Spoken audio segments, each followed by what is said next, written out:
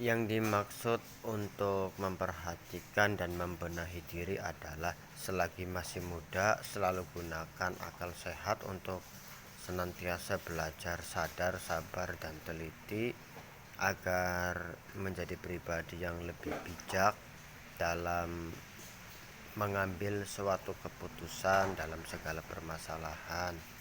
Itu yang disebut mengasah kedewasaan batin di masa muda. Nah, kalau udah terbiasa, kalau kita dikasih panjang umur dengan Allah Subhanahu wa taala atau Tuhan yang Maha, kita kelak akan menjadi orang tua yang berbobot penuh kebijaksanaan dan jiwa pengayom. Nah, yang saya maksud ini bukanlah ujaran kebencian ataupun apa, tetapi sharing untuk berbagi dan sesuai kenyataan. Ya, kenyataan dalam lingkungan yang ada di kehidupan nyata itu kebanyakan tipikal orang yang toksik. Nah, itu kok yang disebut dari wujudnya udah usia orang tua, tapi banyak yang mengambil keputusan dan berkata juga pola komunikasinya itu toksik, hanya bisa mencela, mengkritik, dan bahkan seperti anak kecil tanpa berpikir dulu apa yang akan disampaikan, menyinggung apakah tidak. Nah, tidak dipikirkan dulu orang lain sakit hati apa enggak. Nah, jadi maka dari itu saya rekaman dalam video pendek ini pagi hari mengajak teman-teman semua, yuk kita sama-sama belajar. Sama kata-kata yang saya sampaikan pun terlebihnya yang utama untuk diri saya sendiri juga.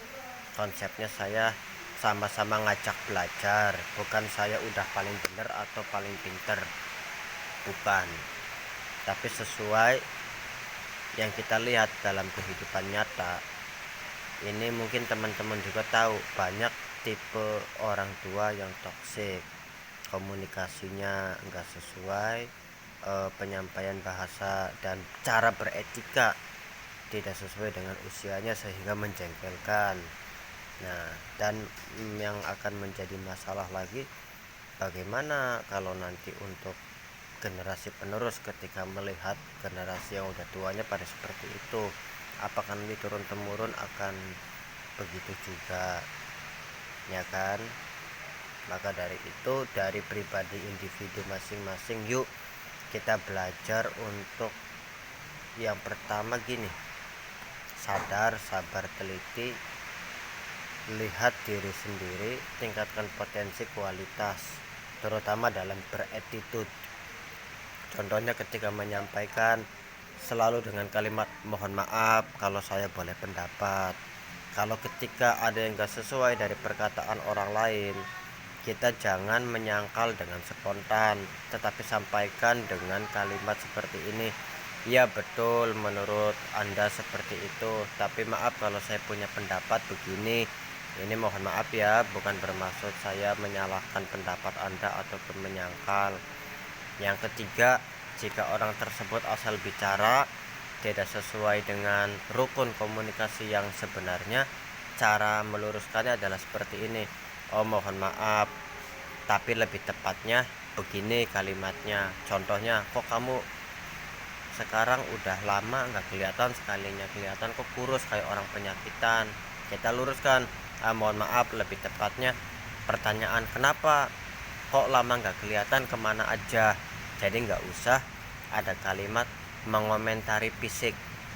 Nah, ini seringkali terjadi dalam kehidupan nyata di dalam lingkaran dan lingkungan masyarakat. Hal sepele aja, dari omongan yang sedikit aja menyinggung, itu bisa mengakibatkan selek hubungan saudara, tetangga, ataupun dalam circle pertemanan. Itu disebabkan karena kurangnya kedewasaan batin dan kurangnya kematangan jiwa yang tidak diperhatikan, yang tidak diasah. Nah, kawan-kawan, hari demi hari, minggu demi minggu, bulan demi bulan, tahun demi tahun, usia kita kan semakin bertambah. Nah, maka dari itu harus ada kemajuan. Karena kemajuan yang utama selain yang kita perhatikan, banyakin tabungan, harus ada misi di masa depan seperti beli rumah, beli mobil atau apa, itu memang bagus. Tetapi banyak orang yang tidak menyadari atau belum menyadari ada yang lebih utama dari hal itu yang harus diperhatikan, yaitu adalah perubahan cara mindset, pemikiran, cara komunikasi sama tabiat kita berkarakter, terutama dalam beretitude ketika komunikasi dengan orang lain. Ya, ini sekali lagi mohon maaf, bukan saya menggurui atau ngajarin, dan bukan berarti saya udah paling benar paling pintar, bukan, tapi lebih tepatnya saya ngajak sharing teman-teman untuk berbagi tips dari pengalaman saya, dan lebih tepatnya saya sama-sama ngajak belajar. Ya, terima kasih untuk teman-teman semua yang selalu setia melihat channel saya @danimatsel. Ya, saya doakan supaya semuanya dilimpahkan rizki, dilimpahkan kebahagiaan, dan jauh dari segala penyakit, musibah, dan mara bahaya. Terima kasih semuanya. Selamat pagi dan assalamualaikum warahmatullahi wabarakatuh. Salam sejahtera.